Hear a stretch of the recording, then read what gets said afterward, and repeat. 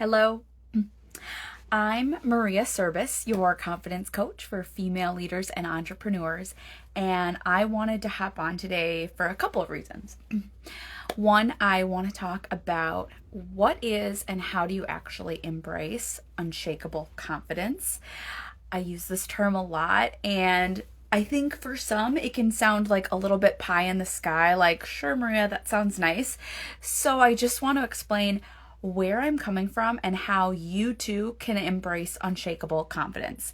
So today we're going to talk about the difference between surface level confidence. Many of us have learned how to kind of put on our mask of, okay, I'm going to show up really confident.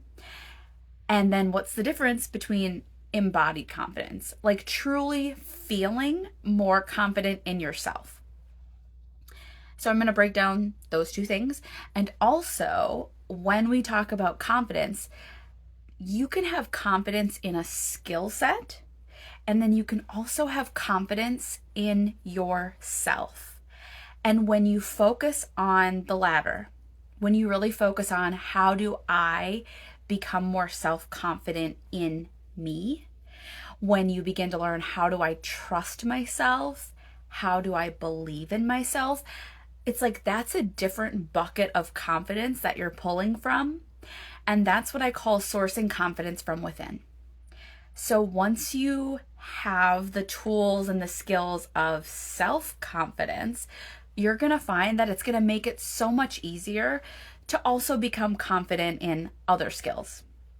So for example, whether in your career or as a business owner, let's say that you want to become more confident with leading meetings. Maybe you want to become more confident when you're in meetings with your boss. Maybe you want to be more confident in, like for me as a business owner, when I first started this business, I had no idea what I was doing.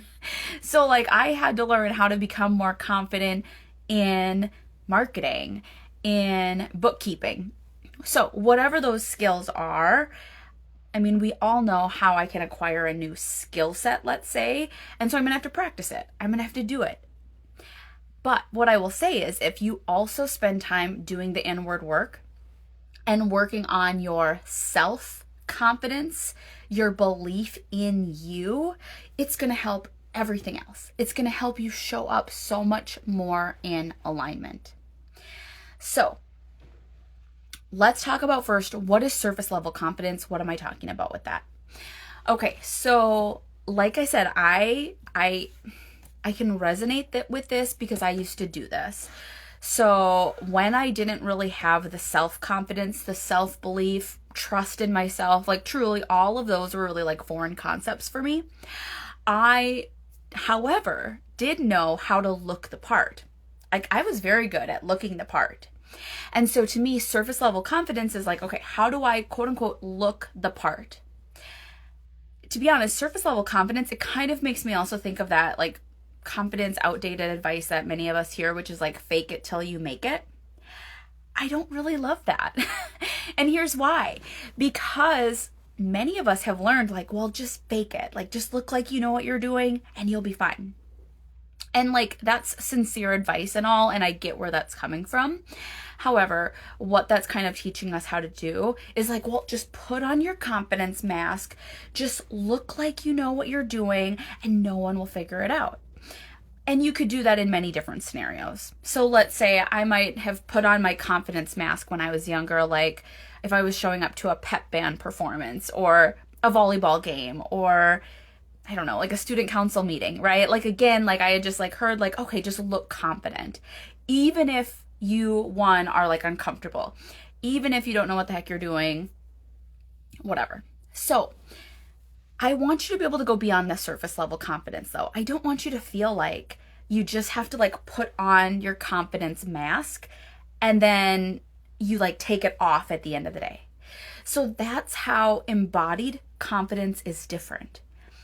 Embodied confidence is that you have done the work to find yourself, to figure out who the heck you are, to figure out what do you like, what are you passionate about.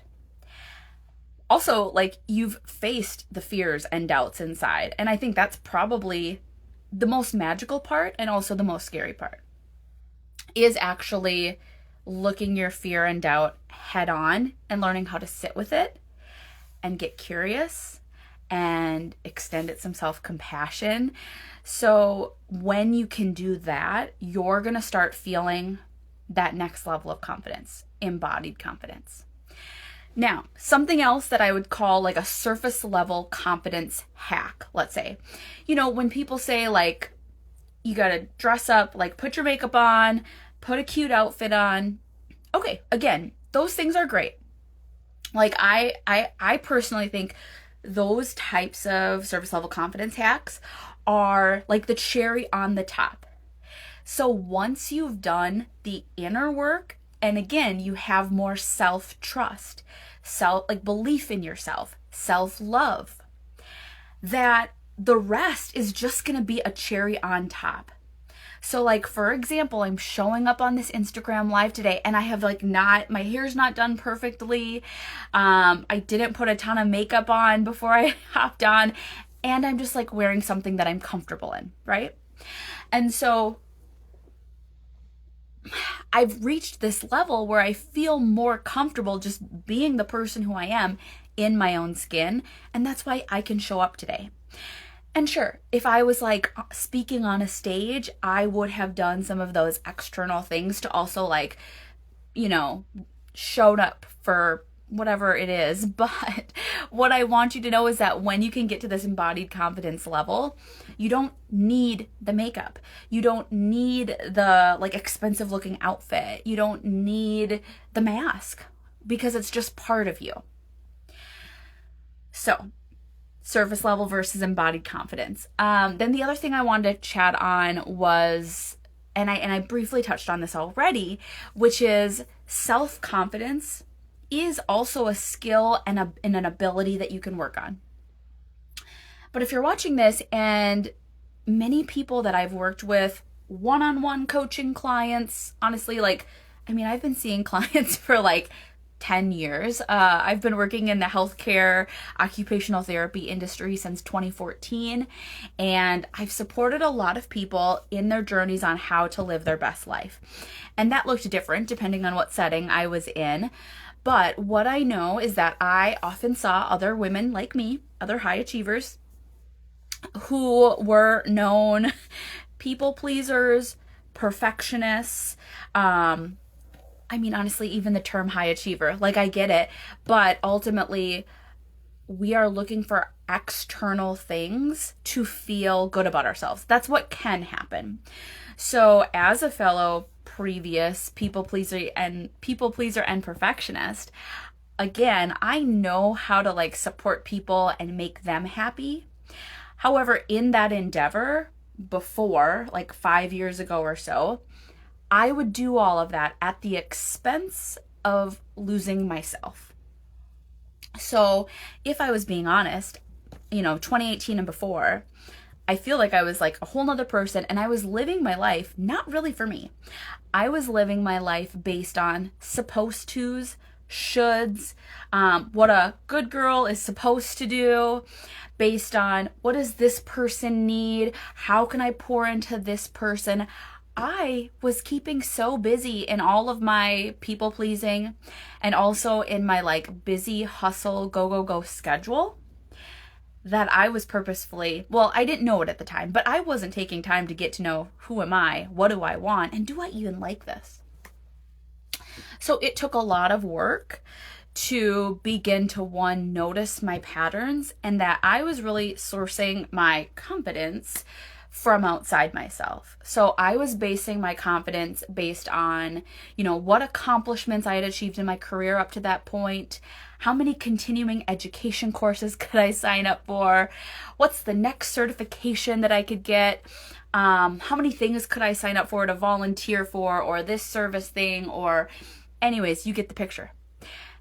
And all of that was just me like, oh yeah, I'm confident, but not really. I was just sourcing it from outside myself. Around 2016 is when I realized I was in my dream job and I wasn't really happy at all with what I was doing, even though I had landed my dream job. So I was working at Mayo Clinic, one of the #1 hospitals in the country, in the world maybe. And it's amazing, but it's not where I wanted to be. But to be honest, I went into healthcare as like a supposed to. Healthcare is a consistent, it's like a good reputable job. It's what a good girl would do. And so I did it, but I wasn't happy doing it. And I realized that I could stay on that path, which was just to like climb the career ladder in a solid healthcare industry. I never once worried about money at that time. I had a very consistent salary coming in, but I was so unhappy. And it was in that time period that I really started to realize that I was living my life from supposed tos and shoulds, and that I had avoided like actually getting to know what I wanted for a very long time. So my journey happened in phases. And to be honest, it's been like 8 years where one, I had to learn how to quiet my busy mind. I had a very busy mind. I still do. I still have a busy mind, but I have learned how to tame it, shall we say. So that was key, learning how to sit with myself. Number two, something that I just don't think we do often enough as adults, because I don't know, like for me, I think there's some embarrassment that I should have already figured myself out, like back in middle school, back in high school. So there's maybe some embarrassment of oh geez, I get to my 30s or my 20s or whatever, and I don't know who the heck I am. But a huge key component that I had to step into was self-discovery. So I really actually had to figure out, what do I want? And you'd be surprised how if you sit with that question on your own, it might be hard. It might be hard initially, because if you're like me, for a while, maybe you've just based it on I don't know, what should I do? What am I supposed to do? And maybe that was easy to let somebody make the decision. But taking back your power means really sitting down and figuring out, what do you like? What energizes you? What drains you? It's this whole thing that we can do. So self-discovery is really important. And then learning tools to face your fear and doubt. But then the third piece is self-trust. So as you begin to step into the person that you love again, that you look in the mirror and you're like, oh, hey, me, you're proud of yourself. You're excited for yourself. You start to live your life moving in the direction of what you want. You will begin to foster more self-belief, self-trust, self-love, self-compassion, but it's a journey. It doesn't happen overnight. And so it took me 8 years to really get to this point where I feel so much more comfortable in my own skin. And I've been honored to walk with other women on this journey. That's been the passion of ever since I started my business 3 years ago. Even though I know when I first started my business, I had I was still a stress management and resilience coach. Oftentimes in my coaching women how to get out of their busy mind, it was amazing that once we got out of that busy mind chaosness that many of us get lost in, it's surprising how when you learn how to be still and get quiet, you start to then do the other steps, which is you start to discover who you are. You start to build more self-trust and self-confidence. So I've been doing this with women for 3 years, specifically in my coaching business. And I'm super excited to be opening the doors, and the doors are open right now, to the Rise Group Confidence Program. I have taken what I've learned in 8 years, and we're going to do it in 8 weeks. So it's 8 weeks live calls with me starting in May. Doors close tonight, but if you send me a DM and you're interested and you want to learn more, I'm happy to hop on a call. I know it's Friday already, so if you're seeing this and maybe it's the weekend and you're catching the replay and you're getting curious, or you're interested and you'd love to join Rise, or you want to hear more, just send me a DM. DM me Rise and I'll send you some information. But in Rise, I'm going to take you on my journey, because guess what? It doesn't have to take you 8 years like it took me. So we are going to move through, how do you sit with yourself? How do you quiet the busy mind? Because to be honest, the busy mind is really stopping you from doing this work. It's a protective mechanism. I've been there. I get it. Then we're also going to do some self-discovery. Like I said, no shame. Doesn't matter if you never found yourself, or personally, I think we need to be doing this honestly like every decade, like at least once every 10 years, really sitting down with ourselves and figuring out, who am I? What do I want? What are my needs? So we'll do some self-discovery and Rise. And then lastly, we're going to work on connecting with self-trust, self-belief, and I'm going to also like get you going on some intuition stuff. So I didn't talk a lot about intuition today, but leaning into my own intuition has been super helpful for my business. And specifically, I got a certification in the last fall to be an Akashic Records intuitive reader, and I am super excited to share more about that in the group coaching container of Rise. So if you are curious to build self-trust, learn how to quiet the busy mind, and tap more into your inner intuition, make sure to send me a DM, Rise, and I would be happy to share more information about this 8-week group coaching program. Awesome. Yes. And thank you for those that have been on and been listening. So for registration, I can send you an email for some information. There is a pay in full option, but I also have a 3-part payment plan option. The group will be offered 2 to 3 times a year. So if you don't opt in now, I'm thinking the next round of Rise will be this fall. So keep that in mind. But Naba, I can send you a message to send you a little more info if it's something you want to look at now. And that's all I have for today's live. If you're catching the replay, again, just feel free to message me, Rise, if you're interested in learning more. Otherwise, I hope this was helpful, and I hope you have a great Friday.